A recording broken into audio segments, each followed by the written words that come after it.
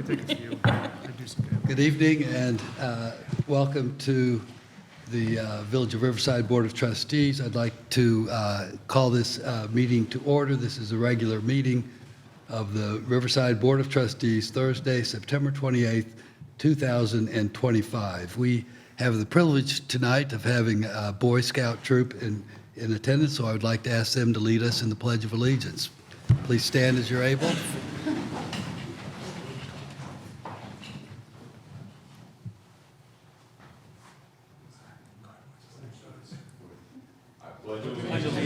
To the flag of the United States of America and to the republic for which it stands, one nation, under God, indivisible, with liberty and justice for all. Thank you. Clerk Stenzel, please call the roll. Trustee Koss. Here. Trustee Marshallska. Here. Trustee Fitzgerald. Here. Trustee Gallegos. Here. Trustee Mateo. Here. Trustee Evans. Here. Manager Francis. Here. Attorney Pickrell. Here. Also present, Clerk Stenzel. We have the President's report first up on our agenda. I have the privilege of nominating two candidates one for our Landscape Advisory Commission and one for our Economic Development Commission. Could I have a motion and a second to confirm the appointment of Andrew McBride to the Landscape Advisory Commission and Sarah Burcheri to the Economic Development Commission? Motion. Motion Second. and a second. Clerk Stenzel, please call the roll. Trustee Koss. Aye. Trustee Marshallska. Aye. Trustee Fitzgerald. Aye. Trustee Gallegos. Aye. Trustee Mateo. Aye. Trustee Evans. Aye. Thank you. The nominations are approved. And Clerk Stenzel and Sarah, if you'd step forward. And I don't see Mr. McBride, but he can be sworn in at another, there. Andy, if you'd step forward, you were just appointed to the Landscape Advisory Commission. Congratulations. For 20 years. One at a time. First, and then we'll do next. So raise your right hand and repeat after me. I, Sarah Burcheri, do solemnly swear I, Sarah Burcheri, do solemnly swear that I will support the Constitution of the United States that I will support the Constitution of the United States and the Constitution of the State of Illinois, and the Constitution of the State of Illinois, and that I will faithfully perform the duties and that I will faithfully perform the duties of the Office of Economic Development Commissioner of the Office of Economic Development Commissioner for the Village of Riverside, Illinois, for the Village of Riverside, Illinois, to the best of my ability. to the best of my ability. Congratulations. Thank you. And I will have you sign.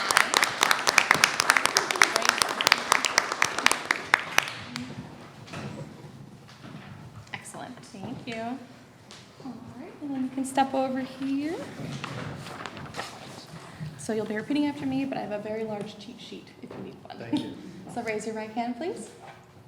I, Andrew McBride, do solemnly swear I, Andrew McBride, do solemnly swear that I will support the Constitution of the United States that I will support the Constitution of the United States and the Constitution of the State of Illinois, and the Constitution of the State of Illinois, and that I will faithfully perform the duties and that I will faithfully perform the duties of the Office of Landscape Advisory Commissioner of the Office of Landscape Advisory Commissioner for the Village of Riverside, Illinois, for the Village of Riverside, Illinois, to the best of my ability. to the best of my ability. Congratulations. Thank you. And then I'll have to sign right here.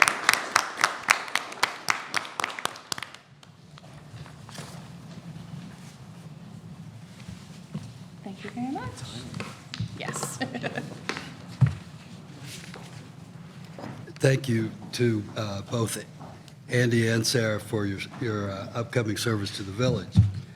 This is an evening where we get to feel good about honoring all the volunteers that serve this village, those coming in new, and one that we are going to honor now and recognize now who has served this village in many capacities over the years, but especially lately, last many years, as the market manager, Amy Jaksic.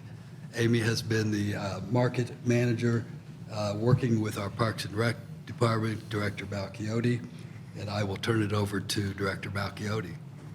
Thank you, President Pollock, Village Trustees, Manager Francis.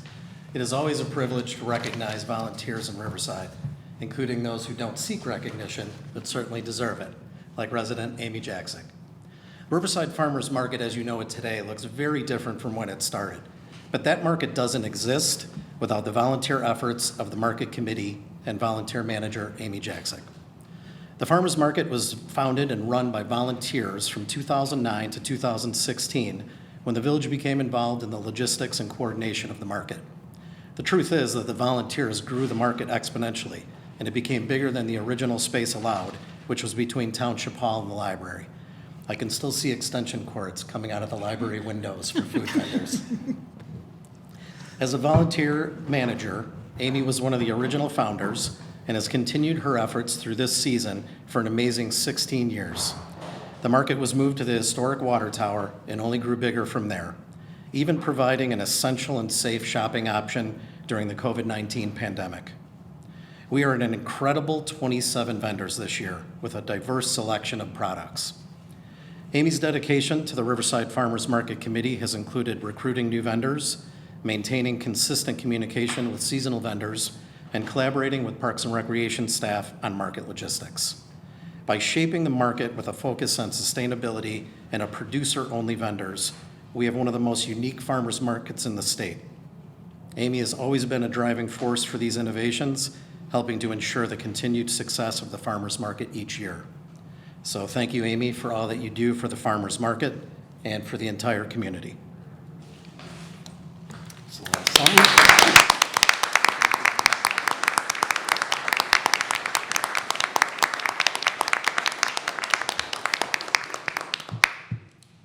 This- I echo Ron's comments. Thank you, Amy, for your many years of service to the Village of Riverside. Next, another upbeat presentation that I get to oversee.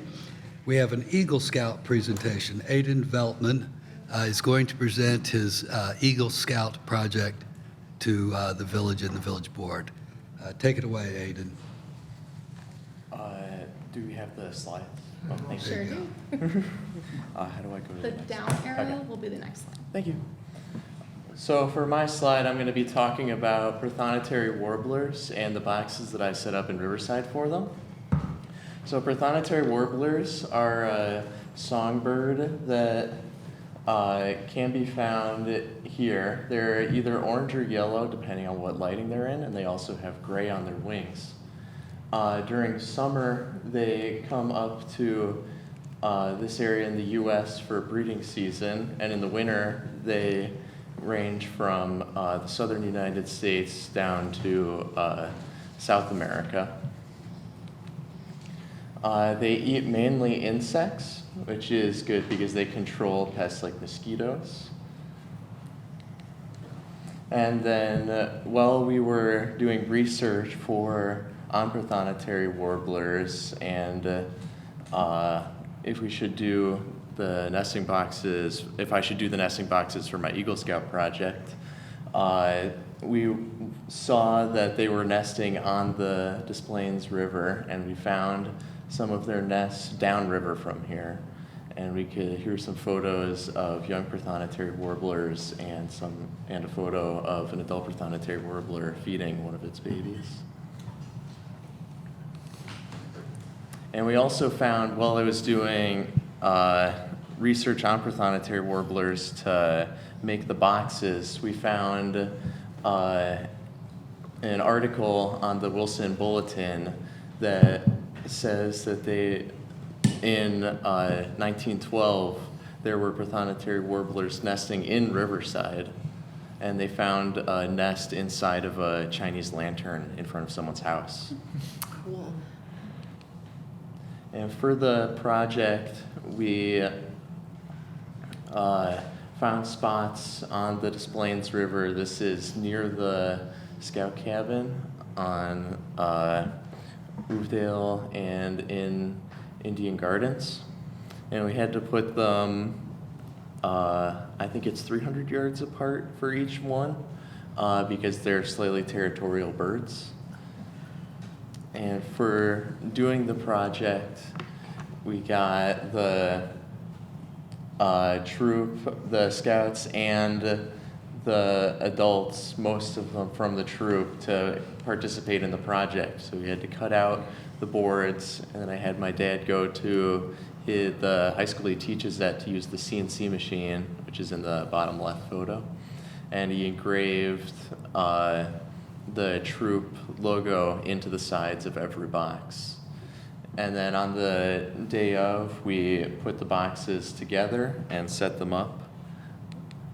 That's what the finished boxes look like, and all the scouts that participated in helping put them together on the day of. And here are all the finished, most of the finished boxes, 4 of the 6. Next to the river, we put them on green posts, and we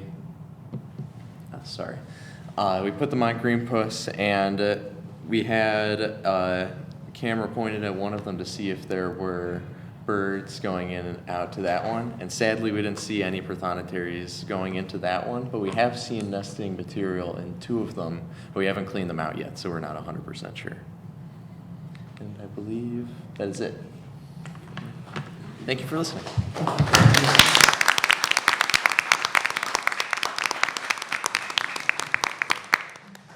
Thank you, Aiden and Troop 24, for your contributions to the village of Riverside.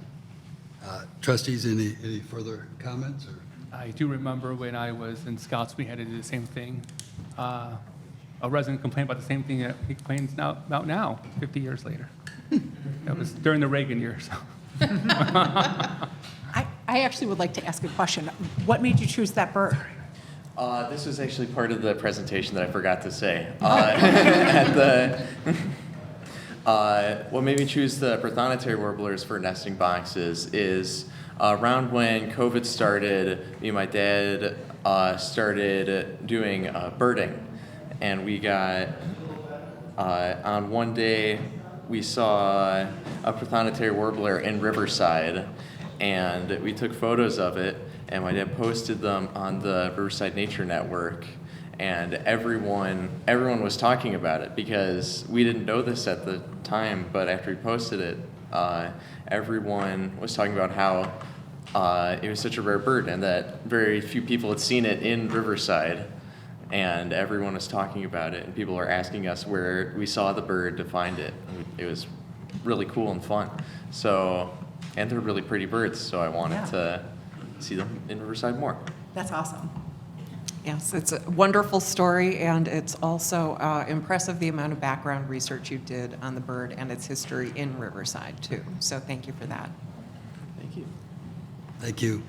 And I would note, Riverside is an important bird area, designated as an important bird area, so this is a contribution right at the core of our village. So thank you very much. Thank you. Thanks, Aiden. A couple of notes. One, I would like to congratulate again or mention again that the Lions Club yesterday held their annual dinner, their annual Person of the Year dinner, and as I'm sure most of you know, the Person of the Year was our very own Aberdeen Marsh Osga. It was a wonderful event and very appropriate for Aberdeen. All the work she's done for this village for 20 years or more she's lived here, but in particular the last year and a half leading with Trustee Gallegos the sesquicentennial event. So thank you, Aberdeen. Very worthy honor. And would you like to add anything? I just want to say thank you, and as with everything we do here in Riverside, it is not just me, it is a we effort. We are all helping to some extent in making this village a great place to live, and we'll just keep at it. Thank you. Thank you. Another note, a sad note, this evening I would like to take a moment to honor the memory of Ed Lyons. Ed is a former Riverside resident, former member of the Riverside Library Board, and spouse of former village trustee Gene Sussman.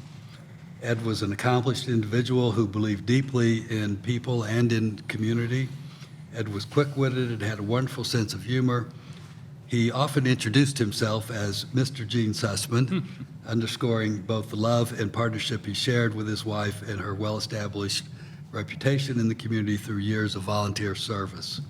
Our thoughts are with his wife, family, and friends as we remember his lasting contributions to Riverside and beyond.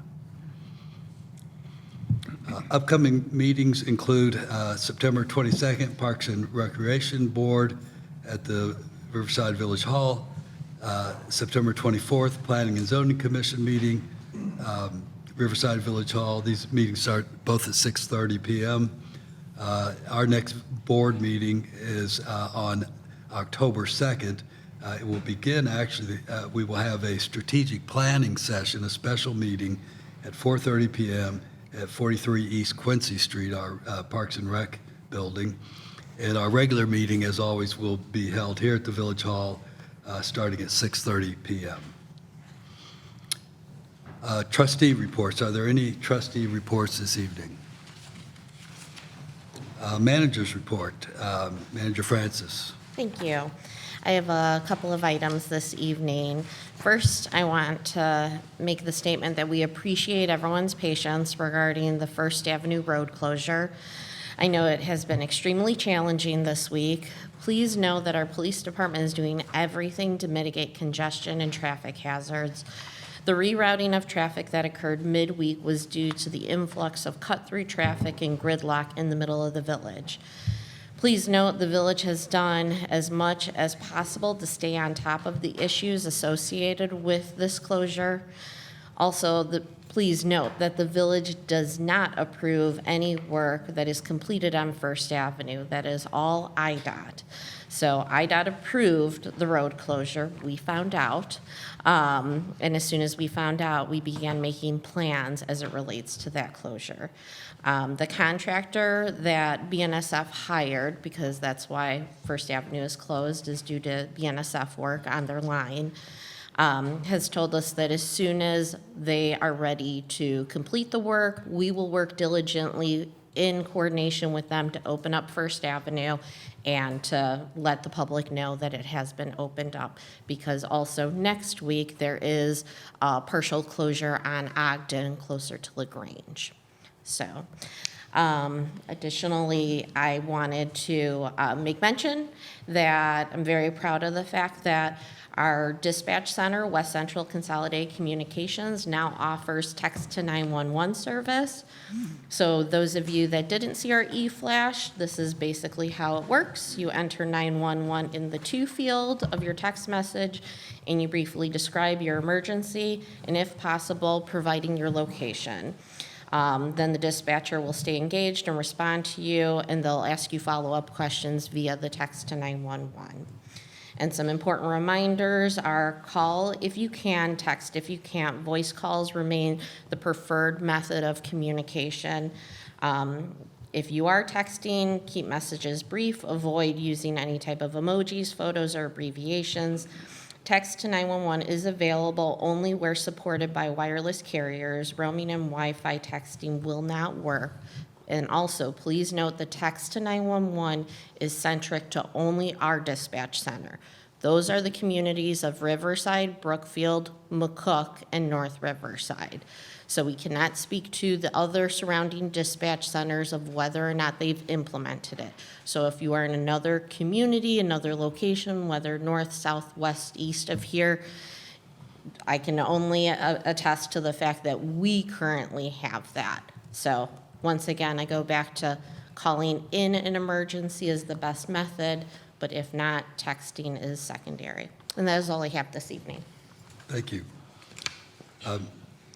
Next on the agenda is public comments on non-agenda items. This is an opportunity for members of the audience to speak about matters that are not included on this agenda. Visitors may speak to matters on the agenda as those items are brought up, and they are recognized by the village president. Is there anyone in the audience that would like to address us on a non-agenda items? Yes, sir. Please step to the microphone and introduce yourself. Thank you very much. Good evening. My name is Chris Rzuski. My wife and I live on Blythe Road, and we've been Riverside residents for over 15 years. In those 15 years, we've had very few complaints about the services our tax dollars go towards. All three of my children have attended Riverside schools, all went to Blythe, then Hauser. Our oldest just graduated from RB, and we have a junior and a freshman there now. When they were younger, they did many activities through Parks and Rec. My oldest was even a camp counselor. Public Works has always been great about plowing our streets and as well as maintaining the green spaces around our neighborhood. But what happens when the services our significant tax dollars fund aren't so great? What if individuals employed by those tax dollars are unprofessional, harassing, and don't act in their public capacity to serve the best interests of Riverside residents? Well, unfortunately, what I've learned is there's really no easy, accessible form or process to log these types of complaints. I also learned a great way not to get complaints against you is not to facilitate an effective complaint process. And there is, obviously, on the webpage, there's a report and issue link, and it's terrific if you need a tree trimmed or if there's a dead squirrel in the street. But it's woefully insufficient and inappropriate to manage serious complaints regarding the conduct of village employees. So what happens when a complaint process is either missing or lacking? Well, first, there's no reliable record that concerns were ever raised. But ultimately, the result is that serious problems in the village, like the one I'm going to bring to you today, can be allowed to fester and grow out of control. And that problem is the Riverside building inspector, Rob Conscious. For a year and a half, I was harassed by Rob. There were several instances where he lied to me, about me, and just unprofessional, rude manner in general. Not finding an adequate complaint process, I naturally appealed to Rob's boss, Ashley Monroe. She summarily excused any transgressions I would point out and basically ignored my complaints. At one point I thought, hey, maybe it's just me. I had to go to court on several occasions and continued arguing my case for months. The whole experience was actually quite traumatic and far too often top of mind. So inevitably, this came up in conversations. Every gathering, every backyard barbecue, grad party, or other event in Riverside I attended where I would mutter the name Rob Conscious, someone, sometimes several people, would turn around and say something like, oh, that guy, and then share their stories. Or tell me, oh, you should talk to so-and-so. I heard they had a terrible experience as well. At one point I realized I'm just one voice. And no matter how loud that voice is, no matter how much I scream, it can be easily ignored. But I also began to understand that I was not alone in my experience, actually far from it. The limits of tyrants are prescribed by the endurance of those whom they oppress. It's a quote by Frederick Douglass. So I decided at the beginning of this summer, I decided to finally take action. I decided to start a petition. I started to collect a list of residents that felt like I did. They had been harassed, they had been wronged, they had been victimized by Rob Conscious. And my plan was to take that collective voice and bring it to whoever would listen. I alone may be ignored, but I had confidence that a collective voice would not be. Well, this is my list, this is my petition. And it would be much longer, probably twice as long, if not more. But some people literally said they had PTSD from dealing with Rob. They wanted to put the experience behind them. They just wanted it to be over, like victims of trauma often do. I definitely sympathized with them and also found it profoundly sad, as I hope you all do as well. But also, numerous residents I encountered wanted to sign the petition. They did have horror stories involving Rob Conscious they wanted to share, to be made public. But they had active building projects, or they have businesses. They're residents, business owners, contractors, real estate professionals, and others who unfortunately need to interact with Rob to earn their livelihoods. They told me they felt as if they couldn't sign it because they feared retaliation. Initially, I was angry and disappointed. But unfortunately, as I eventually learned, those fears would prove to be well-founded. The First Amendment of the Constitution guarantees the right of the people to petition the government for redress of grievances without fear of retaliation. Well, that was not my case. About a month after I began circling this petition against Rob Conscious, I received 2 citations in the mail, both issued and signed by Rob Conscious. Bear in mind, I had no active building permits. I haven't for years. Both were nuisance citations. How convenient, how coincidental. The first citation was for illegal discharge of water onto an adjoining property.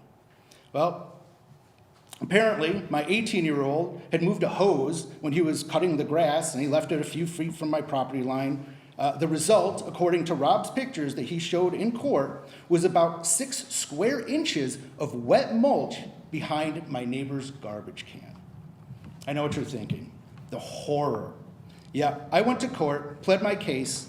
Our lots on Blythe are narrow, silly teenagers. It was a mistake that had actually already been corrected before I even received the citation.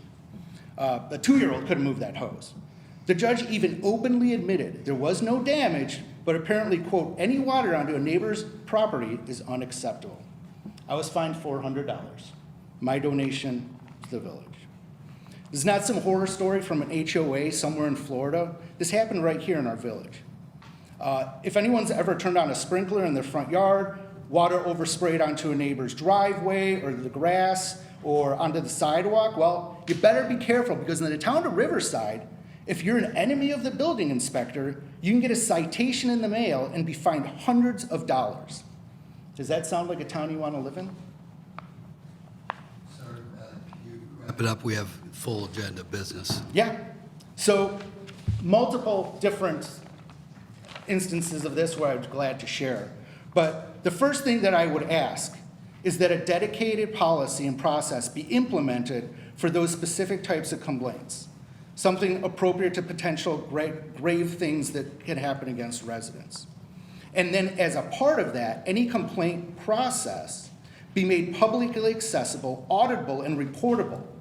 And also that process be offered to be confidential. Residents should feel that they can safely voice complaints without fear of retaliation.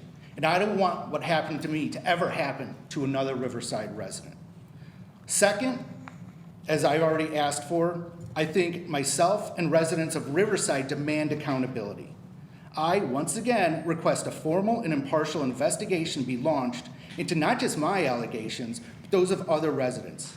I know you received other complaints and letters. I'm not the first one, but let's start with those. And as you open this up, and as long as you're able to assure residents their testimony will not result in retaliation, you'll hear from more people, many more.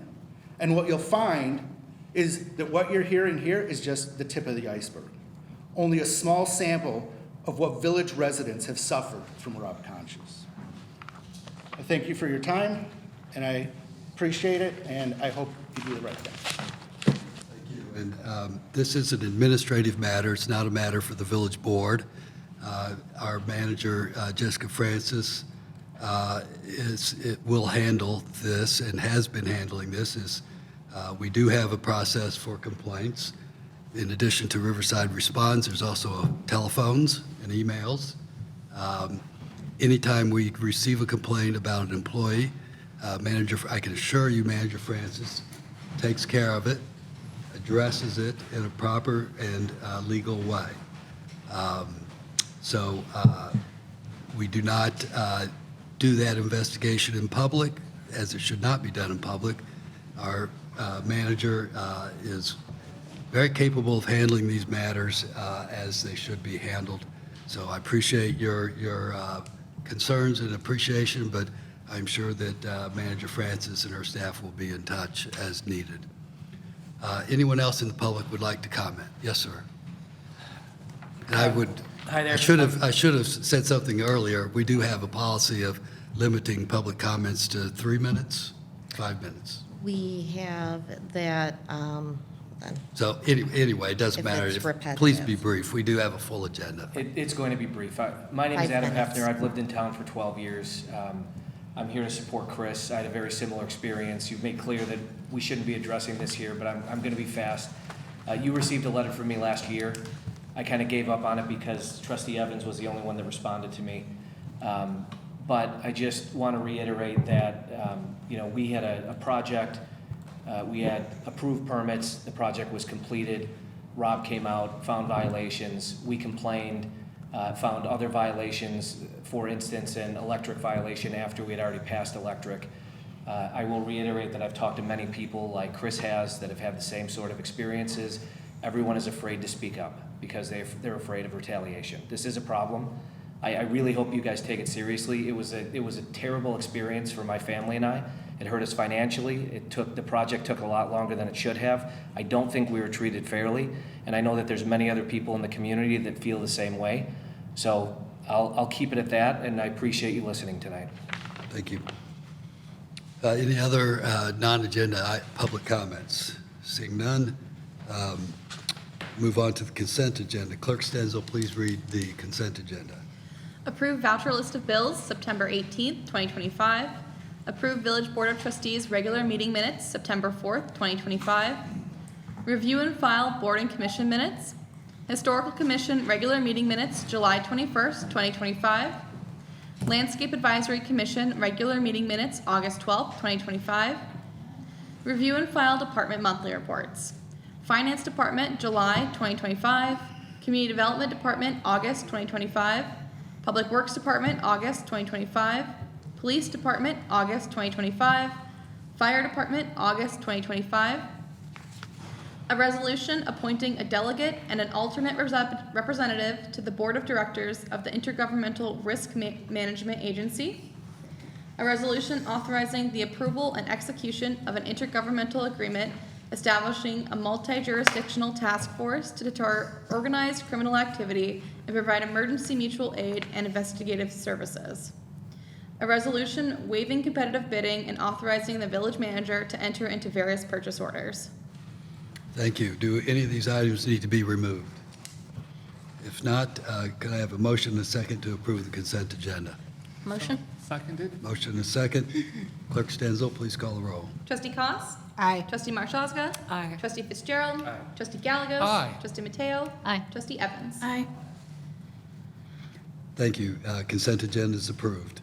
We have no pending business. Under new business, we have a resolution approving and authorizing execution of a lease agreement for village property, Riverside Commuter Train Station, Christy Wagner doing business as Vanette. First, I'd ask Director Zavala to introduce this, and then I'll ask Ms. Wagner to present her case. Oh, I'm sorry, Attorney Pickerel. Yes, we need a clarification first from our attorney. Yeah, just a minor clarification. This was originally envisioned to be a resolution. It's I'm been sorry. changed- I apologize. Oh, no problem. But we're missing C4? Are we skipping C4? Oh, we skipped. Oh, we'll come back to it. Okay.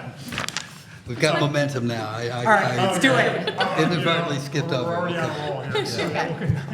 So, so originally, this resolution, this is envisioned as a resolution. It's been changed to an ordinance because in order to approve a lease agreement, the Illinois Municipal Code requires that it be in the form of an ordinance. Substantively, it is identical to what you saw before. One thing I would also add about the ordinance is that it does allow minor modifications to the lease. So what you're seeing here is the current form of it, but we understand from a prospective lessee that she has some suggested changes.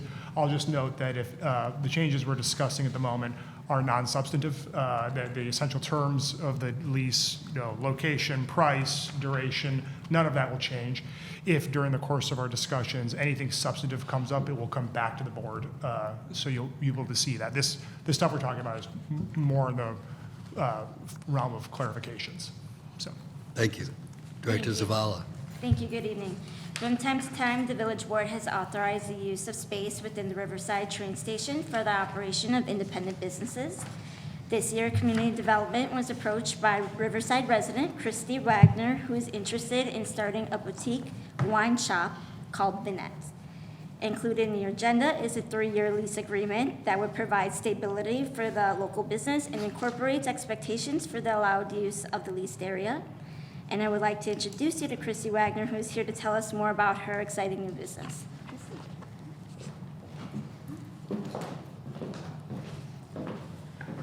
Good evening, and thank you so much for allowing me to be here and for the opportunity to introduce you to Vinette. Right. This one. Yes. Vinette is the culmination of everything I've done to this point in my life. It has come to this point, maybe thinking back when I was 15, my first job at Dunkin' Donuts in New England, and after serving coffee all day, the owners asking me to continue on through the next 5 years and in turn opening Dunkin' Donuts for them. So I would go to these new spaces and identify where they should be, like where everything should be, and if they were a good mark. From there, I continued in my career down this path and even went to school and for entrepreneurship. Which brings me to Vinette, which is a boutique wine shop with curated wine selections, accoutrements of premium wine accessories, little bites called provisions, with a focus on the community.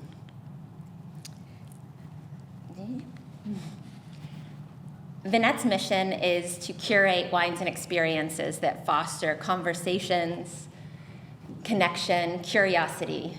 And Vinette believes, that wine doesn't have to be so intimidating. Walk into larger wine shops or discover wine online, even reading labels. If you don't know French or Italian or Spanish, well, you probably don't know what that label says. And I'm here to help guide residents and the like that enjoy wine, but want to discover more and understand more than Napa Valley, which is also amazing. The concept design, as you have seen in today's packet, as well as a previous, and feel free to follow along in your packets. The layout is inspired by Europe. It's inspired by where wine began and the neutral tones, and it is also inspired by the main train station. So the vintage feel, the globe lighting, the soft aspects of the main train station will just pour right into Vinette's aesthetic. I am here to be a part of the community and an extension of Riverside and the train station. I would like Vinette to feel like stepping into something slower, a place where you can unwind, have conversations, discover wine, be a part of the community in a bigger way. We will also offer a wine club and tasting experiences to continue to foster this development of understanding different wines, regions, producers, and understanding the differences between organic and sustainable and not, and what all of that means. And the best way to explore wine is to sip wine, and that's what we intend to do at Vinette. Proposed hours are to be closed on Mondays, Tuesdays, Wednesdays, and Thursdays from 1 to 7, and Fridays and Saturdays from 12 to 8. On Sundays, we will reserve those days for private tastings and potentially wine classes. You may or may not remember, I have hosted some wine classes through Parks and Rec this summer, and feel as though this is a beautiful space to do that in. Our timeline is that we are here today talking about the lease and the viability of Vinette in the village, hopefully to begin build out in September or at least October, putting us on track for an opening at the end of November, just in time for the holiday stroll. It would be my honor to have that serve as my grand opening for the community and to create such a celebration among another celebration that is near and dear to the residents here. This is a proposed layout. As you can imagine, in conversations that take place with health inspection, with plumbing inspections and things like that, this layout will change and adjust. this just gives you the main idea. The main idea is that there is a shopping area, a place where you can peruse wines. You can find the different varieties and the accoutrements that I will focus on. And then there'll be a place to sit and relax and taste wine. And then there'll be the other place where I prepare it for you. And that's really what could change if we're looking at it from plumbing and other things. But overall, just to create an open and warm environment. Community involvement, being a Riverside resident as well, is extremely important to me. As mentioned, I would love Holiday Stroll to be a part of our business this year and for us to be a part of it this year. And other train station events and community events, would love to participate in those, especially being such a center focal point in our village. As I leaned in earlier with my business experience, it's not just in wine being a sommelier or in entrepreneurship from my education. But I've spent over the last 11 and a half years as a founding member of Monica and Andy, a retail clothing brand that has gone from Lincoln Park's tiny little office 11 and a half years ago to now nationwide. I've opened 19 locations and one retailer in the UK for the company. I focused on the boutique packaging, all the physical touch points of the brand, starting build-outs from white boxes or gray boxes, meaning even less than white boxed, and have seen those renovations to fruition. I hope to bring all of this experience from Dunkin' Donuts through my boutique ingenue in Wicker Park to being a sommelier and an entrepreneur at heart to Riverside with Vinette. And in conclusion, as you can tell, this is near and dear to my heart. This is my dream. It's passion coming from many different angles, and I'm so excited to bring all of that together in the village I live in, the village that I raised my children, 3rd grader and a 9th grader in. And I'm incredibly humbled to be a part of this community, and I really thank you for this opportunity. And I'll open it up to any questions. Thank you. Thank you, Christy. And questions from trustees? Thank Trustee you. Gallegos. So you're going to have consumption on the premises. Are you going to have food and beverage or only beverage, like cheese, crackers, et cetera? Sure, absolutely. So I will be selling wine retail by the bottle and then wine by the glass. There will also be a cooler refrigeration system to serve, to have prepackaged charcuterie options and then shelf-stable items like crackers, breadsticks, things like that. But none of that will be prepared on site. That'll be a prepackaged offering that people can take with them. Okay. Yes. It looks beautiful. and Thank you. It's going to be great. Thank you so much for picking Riverside. Thank you. Yeah, to echo Kristen, my only question was, how do you join the wine club? Absolutely. We'll pop on in Yeah, and we'll talk exactly. about it. Thank you. Any other questions? No, just thank you for being part of our community and opening up this business. It's very exciting to see what will become of this. Yeah. Yes, thank Having you. this vision. That's wonderful. Yeah. Thank you. Looking forward to it. Excellent. Thank you so much. So I would need a motion and a second to approve the ordinance. I'll make a motion. Second. Any further discussion? Not Clerk Stenzel. Trustee Claus? Aye. Trustee Marsh-Oska? Aye. Trustee Fitzgerald? Aye. Trustee Gallegos? Aye. Trustee Mateo? Aye. Trustee Evans? Aye. Ordinance is approved. Now we will go back to Department, Board, and Commission reports. Cross-Community Climate Collaborative, C4, and Sustainability Update. Clerk Stenzel. The next item, following Vinette, would be Vinette's liquor license, if you wanted to take care of that before doing the C4 Sure, report. we Sorry, I know I'm moving around, since she's right here. Keeping everyone on their toes. I like it. So, under new business, B, an ordinance authorizing issuance of a Class W1 wine bar liquor license, Vinette. You saw the presentation on what we're approving. Any further questions or comments on that? I think it makes sense to issue the liquor license. Does make sense, doesn't it? Can I get a motion and a second in that regard? Motion Second. and a second. Clerk Stenzel. Trustee Cos? Aye. Trustee Marshazga? Aye. Trustee Fitzgerald? Aye. Trustee Galagos? Aye. Trustee Mateo? Aye. Trustee Evans? Aye. Ordinance is approved, or license is approved. Now we will go back to Cross-Community Climate Collaborative. Clerk Stenzel. Alrighty, so this is our C4 update and sustainability update. So starting off with our energy planning grant, the polling board, which Ashley Monroe previously spoke about, has made its rounds to Village Hall, Parks and Recreation, and the Riverside Public Library. The polling board is currently out front right now, so if you have not already taken time to put your sticker on there, please do so while you're leaving the meeting today. There's also a survey that was shared on the village website and social media accounts to allow residents to engage in feedback in a digital format.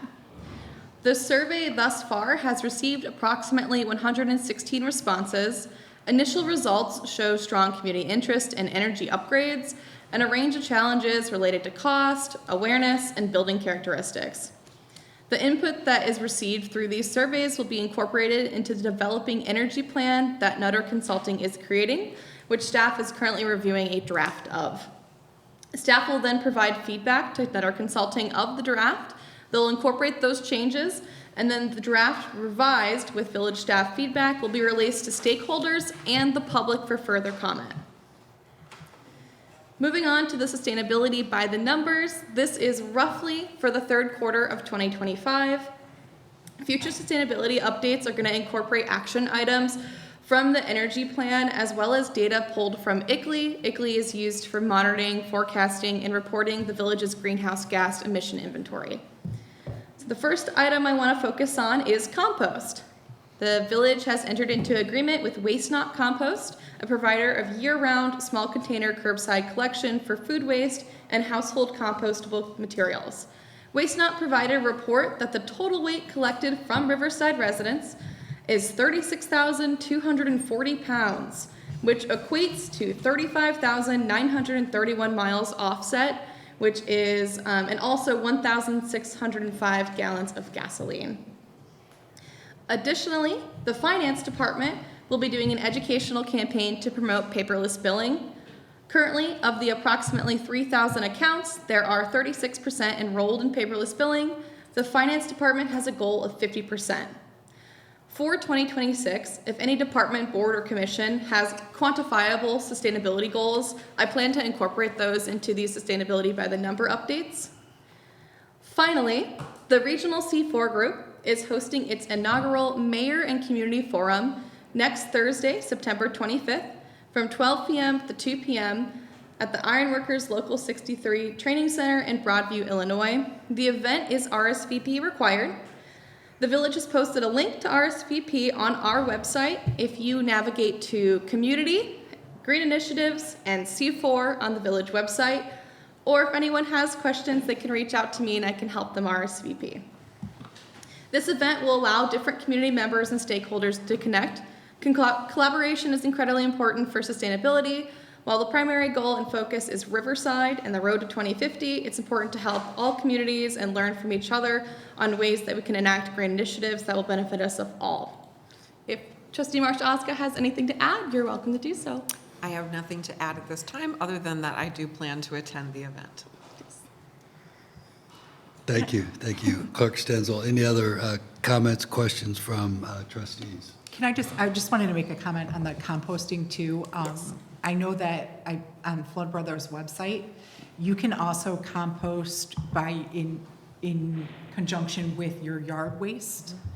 They have a list of acceptable items on there, so I know that's not year-round, but if for anybody who's using yard waste, and Flood Brothers is picking that up, there's also ways to compost with what we're already doing as well. So if you want to dip your toes into composting, so to speak, you can do that using what you're already using right now in your yard waste. And so you just need to go to Flood Brothers website and you can see the list of acceptable items. Thank you. Anything else? No action is necessary. If there's no further comments, we'll go back to our next item on the agenda, which is an ordinance amending the village code and adopting a fee schedule for the village of Riverside. Clerk Stenzel. The creation of a fee schedule would streamline ordinance amendments and create efficiencies when updating village fees and fines. Additionally, it would allow residents to easily view all of our fees in one consolidated schedule rather than having to search and find specific sections in the village code.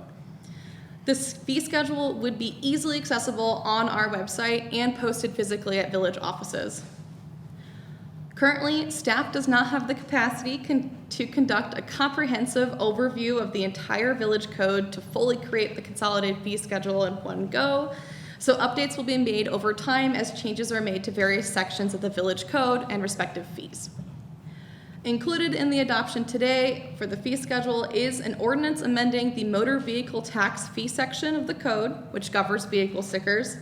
The ordinance amendment eliminates the language relevant to fees listed in the specified section and places them in the fee schedule. Could answer any questions. Questions? This is great. Yeah, makes sense. Yeah. At this time, we're not looking at any changes in fees, correct? No, it's keeping the Just fees the same, just moving where they're located and making it a reorganize. little easier for everyone. Very good. If there's no further questions or comments, nothing from the public, I would ask for a motion and a second to So approve. move. Second. Motion and a second. Clerk Stenzel, please call the roll. Trustee Koss. Aye. Trustee Marshaga. Aye. Trustee Fitzgerald. Aye. Trustee Gallegos. Aye. Trustee Mateo. Aye. Trustee Evans. Aye. Ordinance is approved. Next on the agenda is discussion of Village of Riverside liquor license classes. Clerk Stenzel. So there are two separate questions for the board for this agenda item. The first one I'm going to cover is salon liquor licenses. So due to increasing popularity, staff is seeking guidance on whether to conduct research and draft an ordinance to create a salon liquor license class type. At this time, staff has not received any inquiries to date. Preliminary research for neighboring municipalities who have this class type, they can specify things like limit number of drinks for folks, specific types of alcohol that can be served, and then also clearly state that people must be receiving salon services in order to also be served alcohol.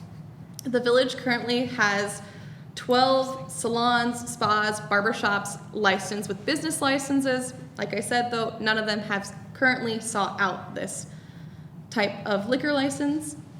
My question for the board is, would you like staff to further research and draft an ordinance for this liquor license class type? Thank you. Trustees? I'm not against it. I just can't imagine how it's used. Oh, you're going, I mean, you don't, sorry. Of course, I'm the one who's explaining this.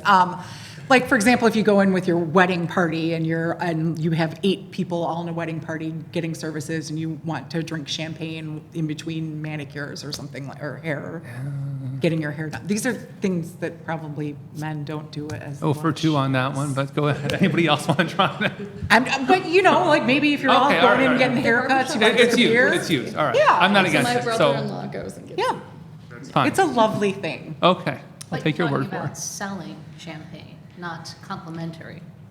Right, selling, actual selling, Yeah. yes. Right, so this would be different right now, or not right now, I We shouldn't say could that. specify specifics when we go to create the actual license, if it would be selling Brought in or- yes. Because chances are that people bring it in and serve it. Well, there's a second question for you guys tonight that may be similar to what you're asking. Okay. Yeah, This- I'll table that, yeah. Potentially could just be, you go in for a haircut or styling or whatever, and you can buy a glass of wine or Yeah. beer while you're having your makeover or whatever. So- Well, I And wondered, I'm sorry, go ahead. I wondered if it'd be worthwhile for staff, before putting a lot of time and lawyer money into it, to ask these 12 businesses if they have any interest. And if one of them does, then go ahead with it. But what if nobody expresses an interest? Do we still want to do the work? Or I look at it as nobody has expressed interest in it, so I wouldn't want to ask staff to take something extra on, but always wanting to create possibilities if anyone else is into it. Yeah, I suppose there's the possibility that this could attract someone to our village who wants to run a business like that. I can say from experience that I have seen this trend in business operations. I once handled a zoning approval for a running shoe store who wanted to sell craft beer. And they did. So, it's a way to engage. I don't hate it. Retailers are trying to come up with new ways, maybe less applicable to hair salons or beauty. But a lot of retailers are looking for unique ways to draw customers into their business since they're competing with the online businesses. And this is one way that a lot of businesses are doing it. I Sounds remember like Let's when do it. Arcade Jewelers had after hours champagne, and I guess that worked. Yeah. So Plus, we now have somebody in town who might be able to pair up with some of these That's right. salons and local businesses. So, might make sense. So the consensus is to have staff proceed with the research and come back to us, right? Or at the very least, contact Yeah, and contact the businesses. businesses to see what interest there is. Very good. Perfect. So the second portion of this agenda item is in reference to the BYOB license type. So the village code includes the BYOB license type, but fails to define it in sections 3-2-5 and 3-2-9. The BYOB license type only appears in section 3-2-6. Staff did recently receive an inquiry from a local business about this type of license. For the events that this business may hold, they would need to receive this license in order to serve and have alcohol present. The village's liquor license application packet does define the BYOB license. The definition is included in the materials for today's packet. If the board would like to keep this class of license and the definitions in the application packet are agreeable, staff would draft an ordinance amending sections 3-2-5 and 3-2-9. This ordinance we draft would not permit that business to have the license type. Similar to Vanette earlier tonight, they would still need to be passed by the village board. When the code is amended for clarity or elimination of this license type, the fees section of liquor licenses would be amended and incorporated into the fee schedule. And then based on board's feedback, at minimum, staff will need to draft an ordinance either amending the village code to correct these clarifications or eliminate this class type entirely. So my first question is, does the board want to keep the BYOB license type? yes, I'd be in Yes. favor of that. Does the board support the definitions as written in the liquor license application packet? Yeah. I would say yes. Yes. My only comment on this is, or question, I guess, is I wonder how many businesses are aware that they would need a liquor license to do this. I think that maybe there needs to be some education around this, because I think that businesses might be surprised to find out that this is something they need a license for, and not, like if somebody brings it in, how do I know what's in their cup, kind of thing. So I think that some education needs to be done around this so that people are aware, business owners are aware. That is definitely something we can do. Very good. Is So that nobody has one at this time? No one has one at this time.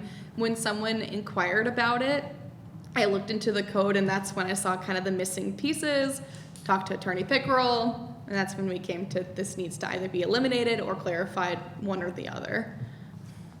We have some restaurants that could use it if they're interested. consensus is to direct staff to move forward with, keep the definition. And, Thank you. Thank you. No action to be taken there other than the consensus, so We'll move on. We've got quite an array of topics on tonight's agenda. The next two items relate to purchase of public works vehicles. Director Tab. Good evening, everyone. Normally, these two are not paired under new business, but because the 2026 budget has yet to be approved, thought it prudent to explain why we're putting it under this section. So earlier in August, there was a preliminary approval of the 2026 budget, but it has yet to be approved or voted upon.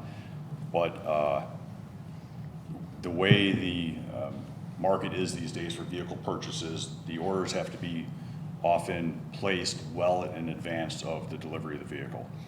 So that's why these are slated here in September versus January, February of next year. So understanding these have to be voted on separately, I will do that one at a time, although they're on here for the same reason. The first one is the replacement of a F-250 pickup truck. Our current pickup truck will be rolled down to Parks and Rec. They already have one of our older pickup trucks, so it makes sense to just continue the process of rolling it down to them, and the truck they currently have will be auctioned off. Okay. The second vehicle is the replacement of, actually, it's replacing in a sense a F-350 diesel pickup truck that we use for water and sewer digs, and also our meter reads, high bill investigations, leak investigations. The small trips back and forth to residents' homes for whether it's appointments or investigations doesn't warrant a full-size diesel truck carrying thousands of pounds of equipment for water and sewer digs. It's very inefficient, gets about 10 miles to the gallon. The proposed vehicle gets around 40 miles to the gallon because it's a hybrid vehicle. So that will be our daily service vehicle. We are going to slot over the current diesel vehicle and maintain it as a dig-only vehicle. So it'll go on the streets during water and sewer digs, and we'll bring all of that preloaded supplies with us, especially in the case of emergencies. But it doesn't necessarily warrant, from a financial standpoint, either to have a vehicle getting 10 miles a gallon, especially a diesel vehicle, to just do small kind of trips. So that's why we're proposing the Ford Maverick hybrid. We already have one and seeing really good success with it. We got that a year or two ago, and it's doing everything we hoped it would.